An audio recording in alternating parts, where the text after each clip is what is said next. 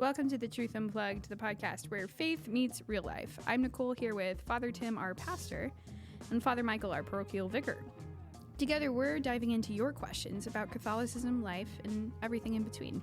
Whether you're a lifelong Catholic or just curious, this is a place for honest conversations, relatable stories, and maybe even a laugh or two along the way.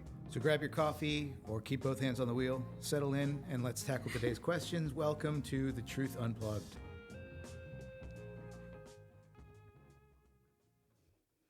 Hello, welcome to our podcast. I'm Nicole, and I'm here together with... I'm Father Tim.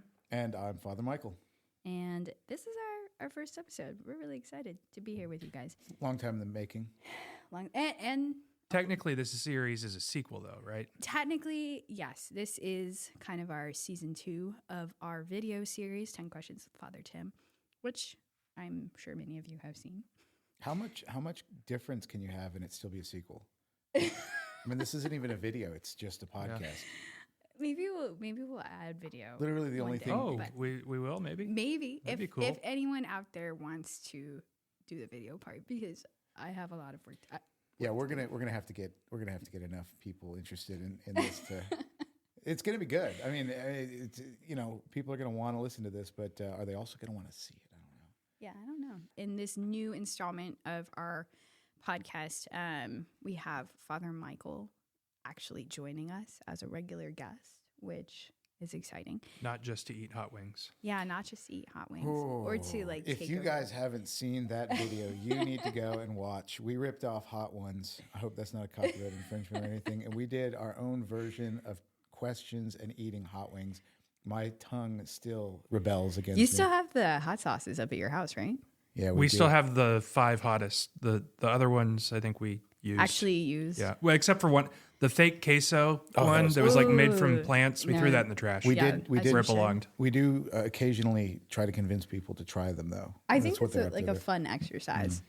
The first time we offered it to somebody, said just pick one of these sauces, and he picked the hottest one. Ooh, and he was in a lot of pain. It was very funny. I personally, during that episode, when I smelled the sauces, started to cry. So that's not for me. But so on this podcast, we're kind of taking a similar approach to our video series where we're answering questions, but instead picking one each week to dive into a little bit more intentionally with some more conversation aspects, and then doing kind of a rapid fire of the rest of them. So we need you guys to submit questions to us. How would they go about doing that? Send us an email at podcast@stclaircc.org. Claire is being spelled C-L-A-R-E, not C-L-A-I-R-E. Correct. That is correct. That's a common common confusion. Yeah. So today we're going to be talking about balancing faith and life. Our first question is, I struggle to mesh faith with my everyday life. There just isn't any space to pray, and I feel exhausted at the end of the day. How do I balance the two? That's a good question. Balancing our faith and our daily life. It really shouldn't be kind of a, let me put my daily life on hold so that I can do my faith thing now, and it shouldn't be, let me put my faith on hold so I can do my daily life. But kind of like the question says, they should mesh together, and that our faith should inspire everything that we do in our everyday life. Yeah, we think about a lot of secular things that we do, and we talk about balance, work-life balance, balancing your health and your leisure and things like that, and that's all good to talk about a balance. But religion is not a thing that we balance with many other things. We are religious people who do things. That's what we do. How do we practice and exercise our religion in a way that it does do honor to the religion, as well as making time for all of other duties and obligations? So it's not so much a balance as it is an integration. Right? Yeah. I think though, so you guys are priests. You live faith as part of your vocation. So for professionally religious. Yeah, it's true. That's our job. Right, but it's also real. But it's But that's also part of our baptism that calls us to that. Because we're baptized, we're called to live as Christians in this world. No, I agree with you. And it definitely does not mean that we don't struggle. At least I speak for myself. It definitely doesn't mean that I don't struggle with making the time for my appropriate my necessary duties as well as my own personal prayer life. So yeah, saying that I'm professionally religious means that I have obligations to other people in relation to our faith, but I also am a Christian. I'm a priest for others. I'm a Christian for myself, and I have my own personal private prayer that I need to do, and sometimes neglect because I get distracted and busy. So we certainly struggle with the same thing now, not in the same way probably. No, and I think this question speaks to something that I experience too. Like, I feel exhausted at the end of the day. I have 2 small kids. I got a family. I'm working jobs. I don't live at a church though. My job isn't at church. I mean, it is a little bit. One of them is. But just like when you have all the demands of life, like practically, how do you incorporate your prayer? So there's a great book into St. Francis de Sales writes a great book. It's called The Introduction to Devout Life. So good. And he, along with Fulton Sheen, have some great insight in this. Fulton Sheen's is easier to just kind of throw out there, so I'm going to do that. Fulton Sheen says you should always make a holy hour, except for when you're busy. Then you should make 2.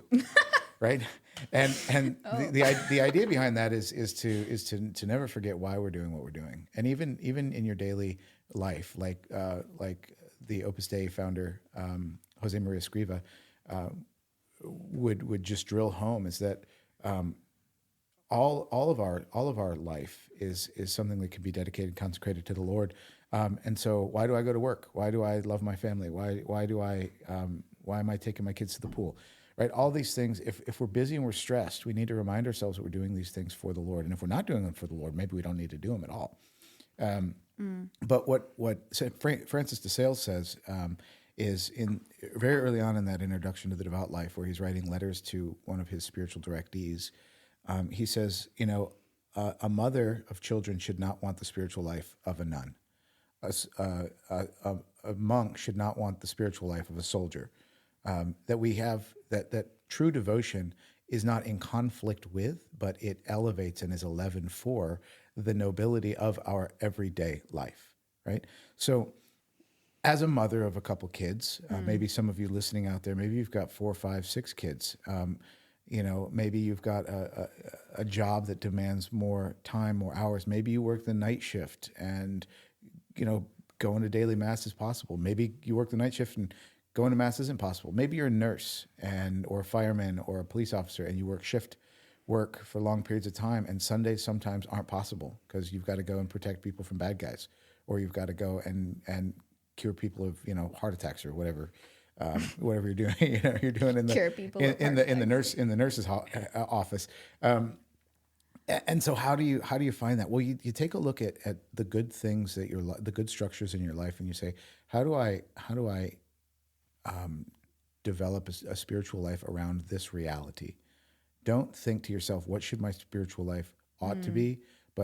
But given the good structures in my life, how can I ennoble those with the spiritual life? Is it fair to say that if you look, so you take that look and you're like, I don't see where it fits in, that you need to take something out? Yeah, I was thinking that the part of the question that says there just isn't any space to pray, I think that's problematic. You have to ask yourself what is there that's taking up space. And okay, yeah, you're a mom, a dad, you've got responsibilities to your family, you've got to take your kids to the places that they need to be. But then the question is, do you really? People know that I love to harp on how much kids are too overly involved. It'll be a fun conversation with my 3 siblings at the Thanksgiving table, talking about that, because they all have differing degrees of understanding on that. But if you don't have time to take care of yourself as a Christian, if you don't have time to pray, if you don't have time to go to Mass on Sunday, then you have to ask yourself, what are my priorities? And is there something there that is unnecessary? So let's say, well, I don't have enough time to pray, and I've got all these responsibilities that I have to do, and I got to take care of the house, and I got to do the yard work, and I got to put the kids to bed, and I got to walk the dog, and I got to all this stuff. But then, maybe you're listening to a podcast, right? maybe you're wasting time listening to a podcast. Not this one, of course. No, not ours. But just something that's kind of like, yeah, I just want to know about this thing. Or maybe you're wasting your time watching YouTube, learning about pointless stuff. Really doom scrolling Instagram. That's, take a look at your screen What's time. Instagram? Don't. There are a lot of things the world tells us that we need to have to be happy, and we buy into that. And one of the things the world sort of neuters, but also kind of tips its hat at is religion. It's like, but it treats religion as sort of a self-help thing. So it's just one of many things that we do to make ourselves happy in this world, and we buy into all of that. And so we don't want to give up any of the things that the world tells us that we need in order to be happy. When we discover that religion is actually, our relationship with God is actually the thing that is ultimately going to make us happy, we're like, okay, well, how do I have this and still keep everything else? Maybe you don't, as Father Tim was saying. He mentioned, I'm so busy, and he said walking the dog in there. You don't need a dog. If walking the dog, I mean, no, I love dogs. I grew up with dogs. I think dogs are awesome. I think pets are great. But if having a dog, which is a thing that you don't need, is the thing that's keeping you from praying, then, put the dog up for adoption, or whatever one does to get rid of it. We never got rid of our dogs until it was their time to go. So I don't know how one gets rid of a dog. I mean, some ideas. Yeah, I think we have some senators or some politicians who know how to deal with that too. But that's the thing. Like if sports is keeping you from going to mass on Sunday, sports is not going to save your soul. Jesus is going to save your soul. If you're gonna betray your relationship with Jesus, and you're gonna say, "Oh, but Jesus will understand.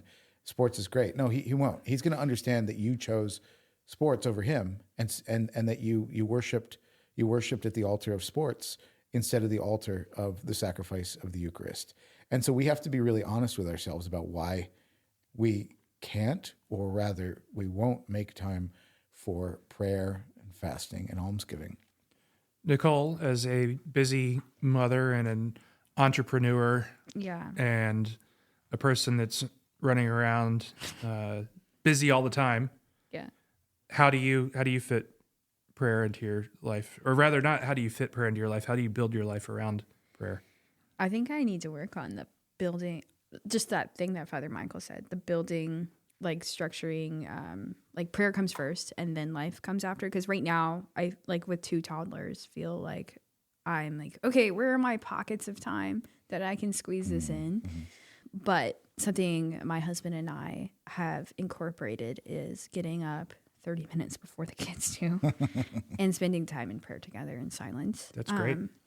But there are days where gosh, it's too early. I don't want to do this. But you bring that to the Lord, and like you bring your exhaustion to the Lord. And I've spent many a holy half hour just saying, like, Jesus, I don't like super want to be here, but you want me to show up, and you see me in this season, and like that's like I know that you still love me even in my exhaustion. And so just like whatever fruit comes from this, like I'm here.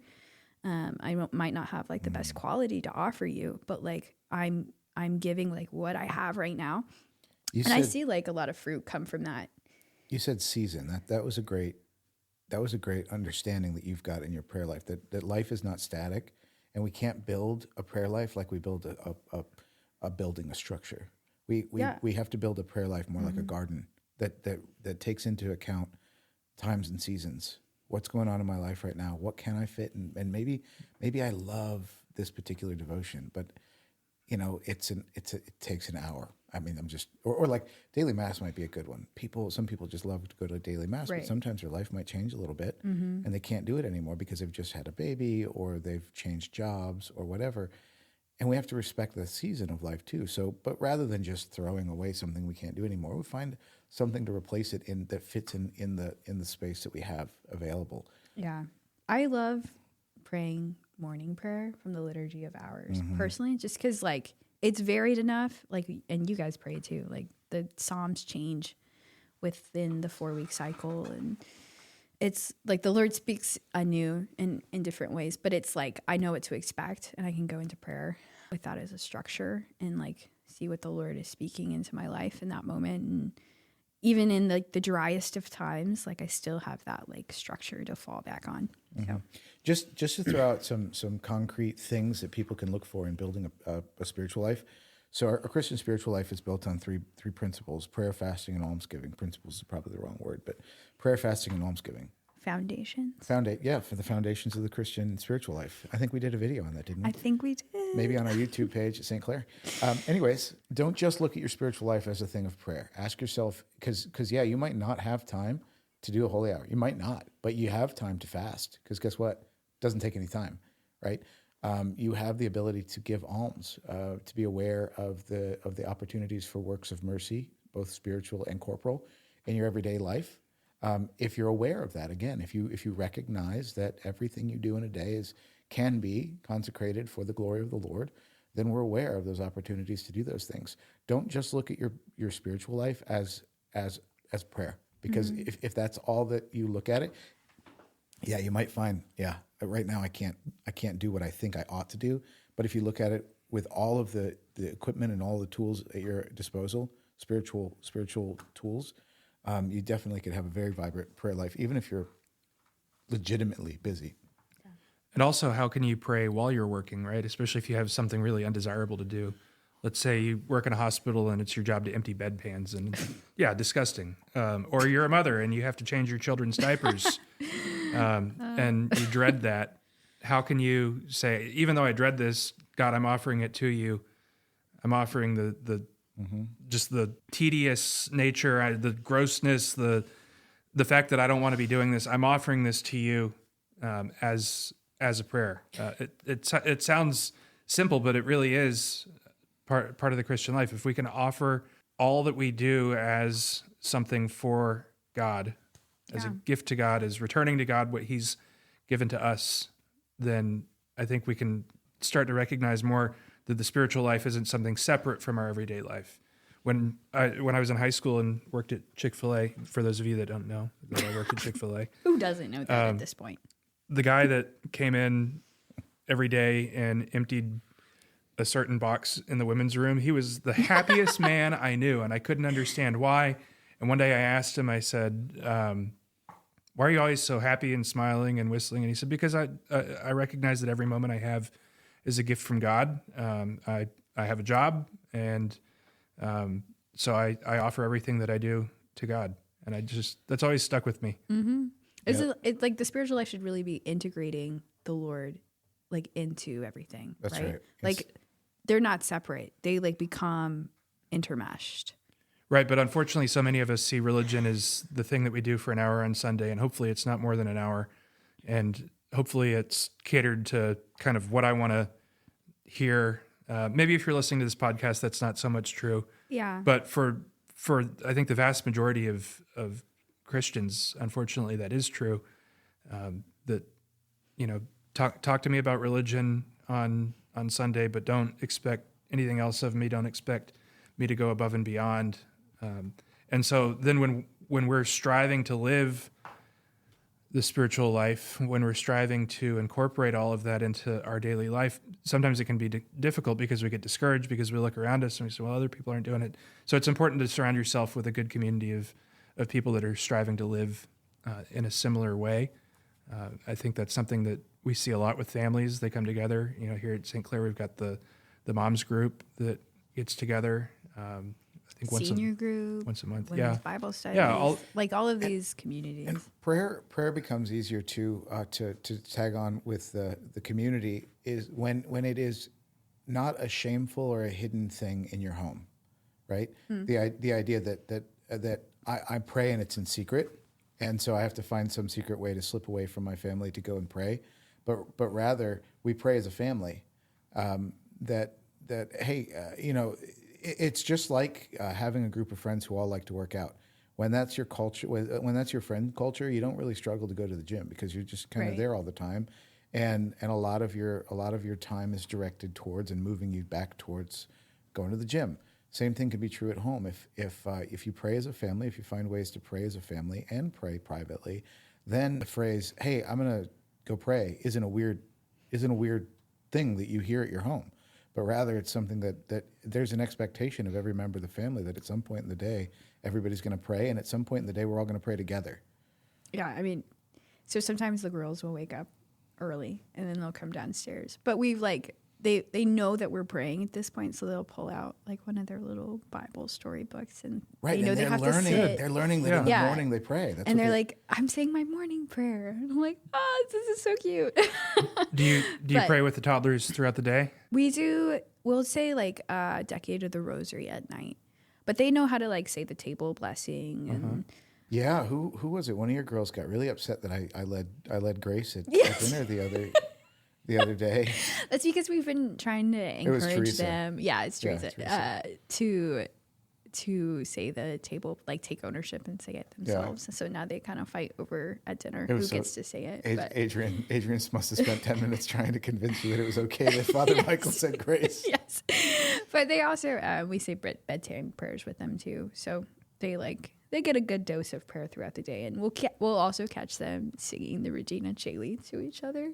Oh, Well, that's good. During the day. It's really cute. If toddlers can sing the Regina Caeli, then I think anybody can. Truly, yes. Yeah. They got tired of the Salve, so we had to move on to the Regina Caeli. Okay. Any last thoughts on this? I think we've got it. Yeah, I think we we've covered Yeah, we solved everybody's problem. You shouldn't have any problem praying and living a spiritual life anymore. So look at your spiritual life not as a static structure that you're building, but as a garden that you take note of the season of your life and that you plant according to the time and the season.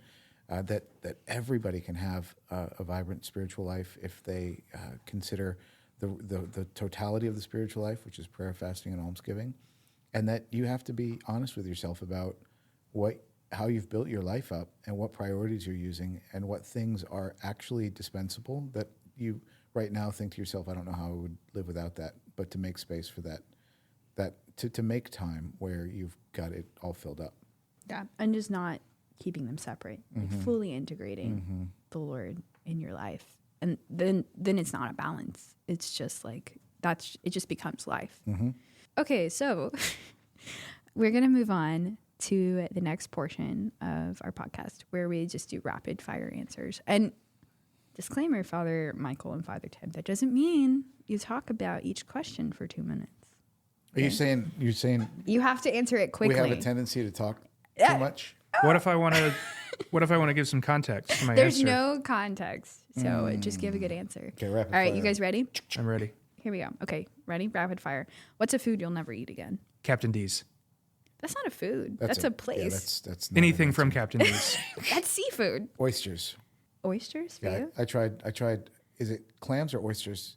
The They fry. slimy snot thing. Yeah. Oh, yeah, I but love these oysters. These were fried, and I thought, okay, I'll give them a go because they're fried. Everything's okay when you fry it. No, it was fried still oysters nasty. are not good. They're so gross. You I have thought to we get weren't them out of having the shell. conversations. Yeah, that's You're right. breaking your own rules. These are will never important things to eat discuss. anything really spicy ever again because I'm a chicken. Next question. What's the best advice for staying focused in prayer? Commit to pray. Just actually say, this is my time that I'm going to say my prayers. And Put your phone away. That's my best advice. Put your phone away. And If you can pray not on your phone, yeah. yeah, don't use your phone to pray. I would say preparation. You need to prepare before you start to pray.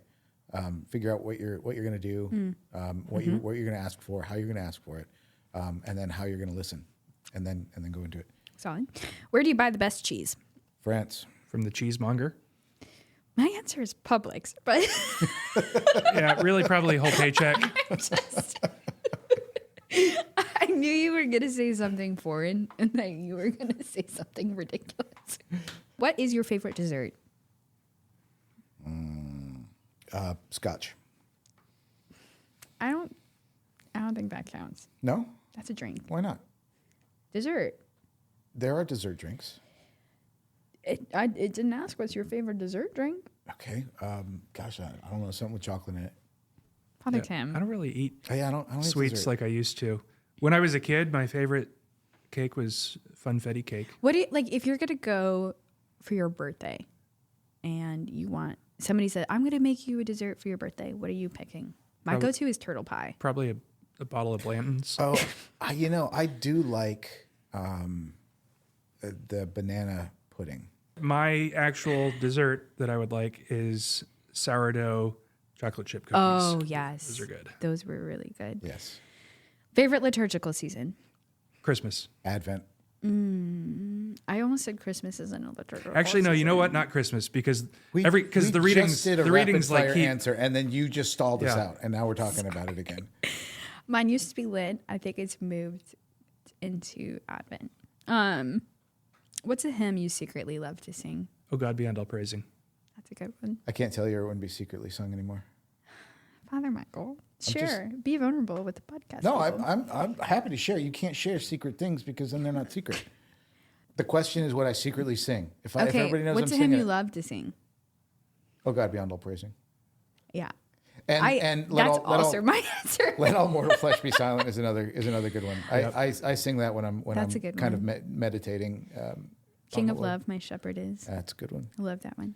The hymn for both Office of Readings and Morning Prayer today was the Dies Irae in English, because we're getting towards the end of the liturgical year when we're recording this, that is. To kind of close this out each week, we are going to do a little, I'm going to call it a one thing. And yes, I did steal that from Abiding Together. But just where you guys share, I share, just like something we want our listeners to know about. That is something cool we've discovered in the past week, whether it's liturgical, life, whatever. So Father Tim. Actually, I'm going to start with Father Michael. So Father Michael, what's your one thing? So I have been trying to get our folks to examine their conscience a little bit more and a little bit better, so that we can be receiving Holy Communion in a better way. And in doing that, I discovered on this little like private website called Grazia Design Company, Gratia Design Co. This examination of conscience, which it comes in a 50-pack, like a notepad. It's half a page, and it has all the questions. It has all the stuff to consider for an examen. It's got a little block, the blank block, where you can write your sins in and take the thing with you. It's like an all-in-one Swiss Army knife for examining your conscience. And then you just rip off that sheet and take it in with you when you go to confession. Makes it really easy. Got all sorts of cool stuff on there. We'll link her website in the show notes. Great. Yeah. Father Tim? Well, on a much less spiritual note, I went to Costco a few weeks ago, and I was hungry while I was there, and they were setting out the free samples. It's right around lunchtime, bad time to go to Costco. I refrained from buying beef. That was very tempting, but at our receptions for our campaign, they had these little pigs in a blanket with little everything seasoning on them. And I know they're frozen. You can cook them in the oven or the air fryer. And I made this little mustard sauce. I added some regular yellow mustard, a little extra sharp German mustard. Someone brings us from Germany. A little bit of honey to give a little sweetness. A little, This is so fancy. yeah, a bunch of other stuff. A little cracked pepper in it. All for this little frozen, like children food that was made a little bit fancier because it had everything seasoning on it. So your one thing is everything bagel seasoned. At Costco. Pigs in a blanket. Yeah, at from Costco. Costco. Yeah, they're great. Nice. I didn't know we were supposed to pick something spiritual. Nicole, what's your one thing? So my one thing is it's called Mary on a Mantle. And it is... Is it like Elf on a Shelf? It is. And it's from Be a Heart Designs. Erica made them. And it's like it's a cool little like Catholic version of Elf on a Shelf. And each night you have a different reading that you do with the kids, and it kind of helps them get into Advent. It also comes with like a set of prayers on Hallow that you pray with the kids too. So I haven't actually like looked at it fully yet. I haven't opened the package, but I'm very excited about it and to dive into it with the kids this Advent. Is it going to foster some sort of like fear though of the Blessed Mother that she's watching and No, waiting? it doesn't do any of that like nonsense of like The elf's going to steal your presents if you're Mary is going to take your presents. There's another. I mean, Elf on the Shelf. What a waste of time. You got to. We need to bring back Oh, the yeah. Advent calendars. What do you mean bring them back? I've done them every year. With a little chocolate in it. Yeah. Oh, no, those are... Do you go to Aldi? Those are always at Aldi. We need to wrap this up. I don't go to Aldi. They also make them with whiskey and wine. Yes, they do, but they're very expensive. Yeah. Okay. All right. We'll link everything that we talked about in our show notes. And no, this isn't going to get any cleaner than it already is. This is just great. It's just us shooting the breeze. This is how we're going to do this. Okay. How we roll. Thank you guys for listening. We appreciate you guys tuning in, listen to us chit chat. We would love to answer your questions. So please submit them. You can DM us questions on Instagram or Facebook, or you can email them to us at podcast@stclaircc.org. And who knows? Maybe we'll answer them on a future episode. Maybe one day we can have a guest on to ask their question. Oh, that'd be good. And We've then got a fourth microphone. They can add back. Well, in the meantime, make sure you follow and subscribe and share this podcast, The Truth Unplugged, with your friends. And if you enjoyed today's episode, leave a review on your listening platform, whatever it might happen to be.